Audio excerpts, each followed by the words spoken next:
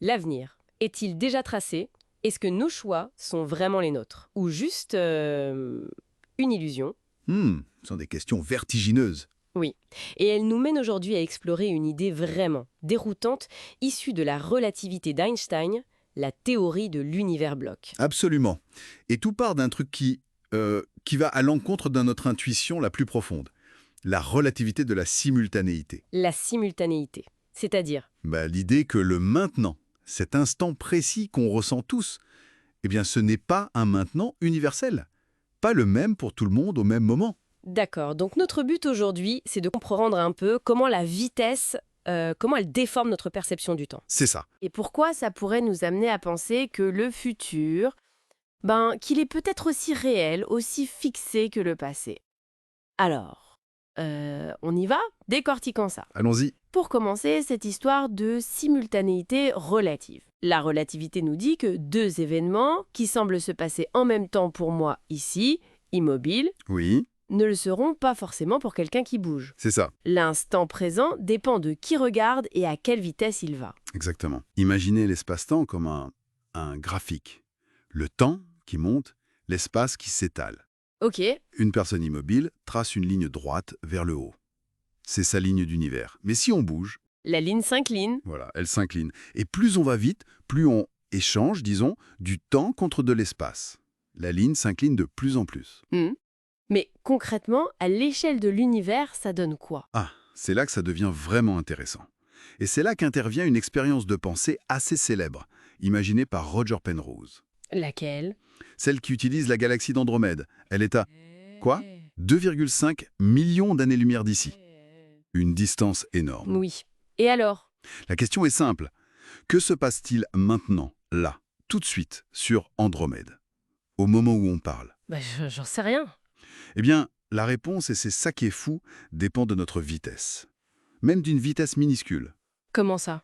Prenez quelqu'un d'immobile sur Terre, et puis un ami qui passe à côté à vélo, disons à 15 km/h. D'accord, tranquille.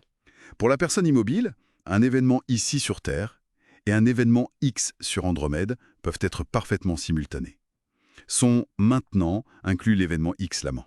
Ok. Mais pour l'ami à vélo, juste avec ses 15 km/h, son maintenant sur Andromède est déjà décalé. Décalé, ouais. De beaucoup. De 18 minutes par rapport à celui de la personne immobile. 18 minutes. Juste pour 15 km/h. C'est dingue. C'est l'effet de la relativité sur des distances pareilles. Et ce n'est pas tout. Selon qu'il pédale vers Andromède ou qu'il s'en éloigne, Oui. l'ordre des événements peut même s'inverser. Qui a tapé dans ses mains en premier, par exemple? Ici ou là-bas? L'ordre peut s'inverser. Carrément. Carrément.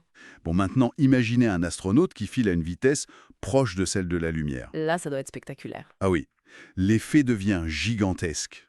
Le maintenant de cet astronaute sur Andromède pourrait correspondre à un événement qui, pour nous, sur Terre, Oui. s'est produit il y a 2,5 millions d'années. Ou alors, s'il va dans l'autre sens, un événement qui ne se produira que dans 2,5 millions d'années. Attendez, je crois que je commence à voir. Le même événement lointain, il peut être dans le passé, le présent ou le futur, selon qui regarde, juste à cause de la vitesse et la direction. C'est exactement ça. Ça donne le tournis. Mais alors, si le futur de l'un est le passé de l'autre, comment toutes ces versions de la réalité peuvent exister en même temps si elles ne sont pas déjà là quelque part? Vous mettez le doigt dessus. Si on accepte que la réalité doit être cohérente, la même pour tous les observateurs, même s'ils la perçoivent différemment, Oui, il faut bien une réalité de base, non? précisément. Alors ça suggère fortement que le passé, le présent et le futur, ils coexistent, ils font partie d'un même tout. Et c'est ça l'univers bloc. Exactement. C'est le cœur de la théorie. L'univers n'est pas quelque chose qui se passe, qui se déroule au fur et à mesure. C'est un bloc d'espace-temps.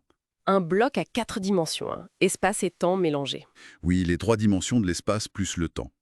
Et dans ce bloc, tous les événements du Big Bang jusqu'à la fin des temps, quelles qu'elles soient, sont déjà là, fixés. Comme, comme les images sur une vieille pellicule de film. C'est une bonne analogie, oui. Et notre sensation que le temps s'écoule, ce serait juste notre conscience qui parcourt sa propre ligne d'univers à travers ce bloc qui existe déjà. D'accord. Mais alors, l'implication directe, C'est que si cette théorie est correcte, alors le futur est aussi déterminé, aussi réel que le passé. Il est déjà écrit. waouh. Alors, Attention, il faut nuancer un peu, c'est important. On parle ici de considérer un événement lointain comme simultané. C'est un concept théorique que la relativité permet. Oui, on ne peut pas l'observer instantanément, bien sûr, la lumière a sa vitesse limite. Exactement.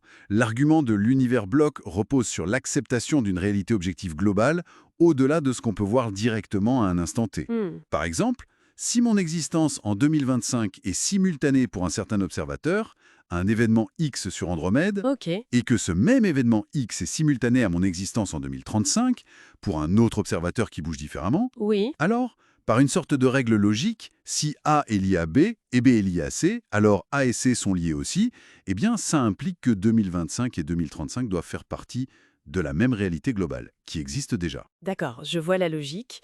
Donc, en partant de la relativité, de cette idée un peu folle de simultanéité qui dépend de la vitesse, Oui. illustrée par Andromède, on arrive à cette image d'un univers bloc où le futur serait déjà là, figé comme le passé. C'est c'est une idée puissante et un peu angoissante, non? C'est une conclusion assez logique de la relativité générale, en effet. Mais, et c'est un gros mais, il est crucial de rappeler que ce n'est qu'une partie de l'équation physique. Ah, pourquoi? Parce que cette vision, elle vient de la relativité.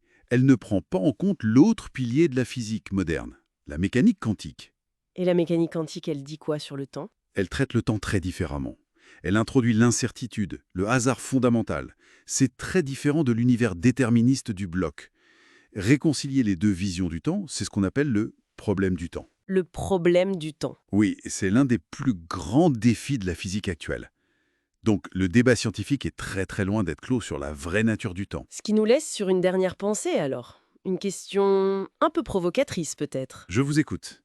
Si notre avenir est vraiment déjà inscrit quelque part, dans ce grand livre cosmique, ce bloc, est-ce que notre rôle, c'est juste d'être de bons lecteurs, de découvrir page après page un destin qu'on ne peut pas changer? C'est la question du libre arbitre revisité par la physique moderne. Ou alors, est-ce que la physique de demain, en unifiant enfin la relativité et le quantique, nous révélera une nature du temps encore plus étrange? Une nature qui, peut-être, redéfinira complètement ce qu'on entend par choix ou liberté. C'est possible. La physique nous réserve souvent des surprises là où on ne les attend pas. Le mystère du temps est loin d'avoir livré tous ses secrets.